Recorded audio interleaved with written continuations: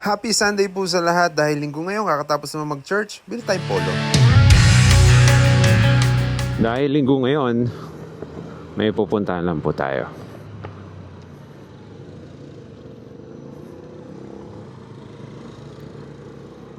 Ito nga pala ang Manuel L. Quezon Street, Taguig City. And pag diniretso nyo ito, papunta po ito sa... Teka lang, magbagal muna tayo.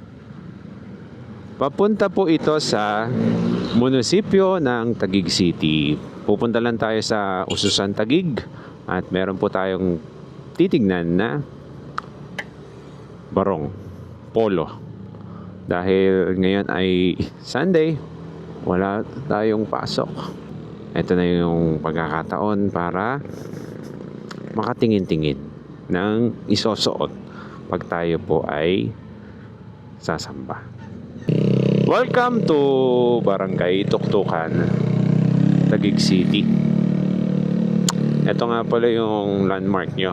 Kung galing kayong south, papunta kayo dito sa north, going to Ususan, Taguig. So, etong area na to, yung may DIY, at syempre,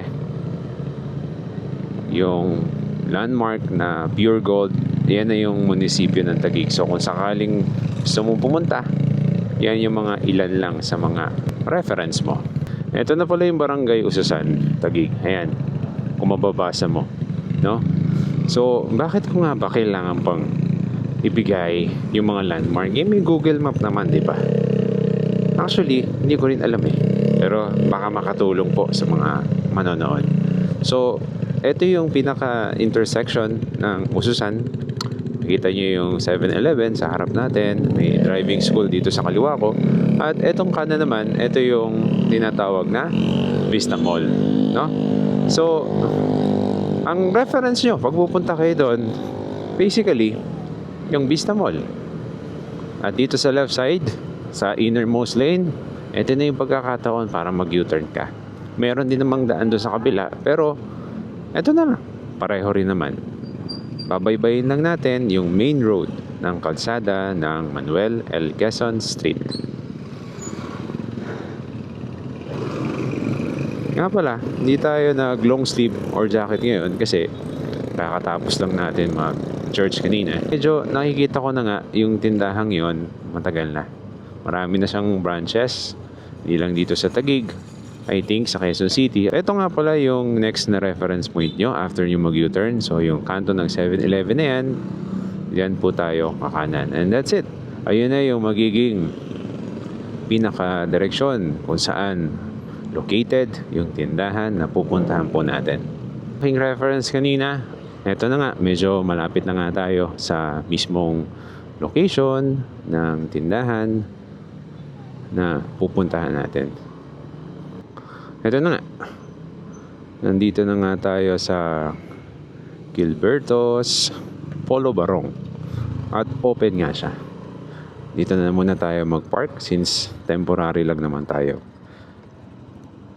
So, ito na nga yung mga polo. Tingnan natin kung may magugustuhan po tayo dito. Gilberto's Polo. 700, no? Tapos, ito rin, panlalaki, 700. 700 pesos. Yung ganito po, yung long sleeve na ganito. 800 pesos. Slack 600, no? 700. 700 yung kanilang slacks. Ayan. And then, meron din silang, iba't iba yung yung borda niya. So, doon na lang kayo mamimili eh. Pero, yung quality, ito yung kinuha ko. Ayan. Naka-promo sila dito, 600. Para medyo simple lang. Medyo aliwala sa mata, di ba? May green, yan, parang sa kalihiman yata to, scan yata to. Then ito, magkano po itong ganito, sir?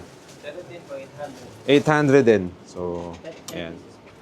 Tapos ito, yan, 800 din yan. Kaso, gusto ko sana to kasi hindi pumasya sa akin. So, kinuha natin itong naka-promo nila. Anong klaseng tela po? Santana. Santana yung quality nung tela na ginamit dito. Ayan, magkakatalo na lang dun sa design o burda niya. Okay, so kinuha ko yung black yung borda niya. White, syempre. Tapos meron ditong black din. Medium size. Oops, sorry. Yeah. Sayang to. Balik tayo ulit. Bili tayo ng dalawa. Bumili tayo ng dalawa. Isang, anong kulay ito? Beige. Beige. Wala lang carpet. White. Ang color niya may black. Tapos yung pinaka-burda niya, black din. Tapos beige. Sinulit na nga natin yung pagkakataon. Eto, sukat-sukat muna tayo ng mga ibang polo, mga ibang design para sa susunod, konting ipon ulit, balik ulit tayo para may mabili ulit at may masuot sa pagsamba. Meron nga ako dito na gustuhan kaso medyo maliit sa akin. Susunod na lang. Ayun nga, so nakabili na nga tayo ng dalawang polo na susuotin natin pag tayo po ay magcha-church o sasamba.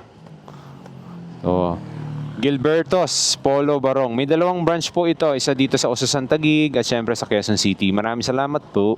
So, ayun nga. May inaabangan tayong iba pang kulay. So, yung kulay, sana may dumating ulit na ibang polo. Next week o next week. Para makabili po ulit tayo ng ibang design naman at kulay. So, yun lang. Yun lang yung ating content ngayong linggo. Goods.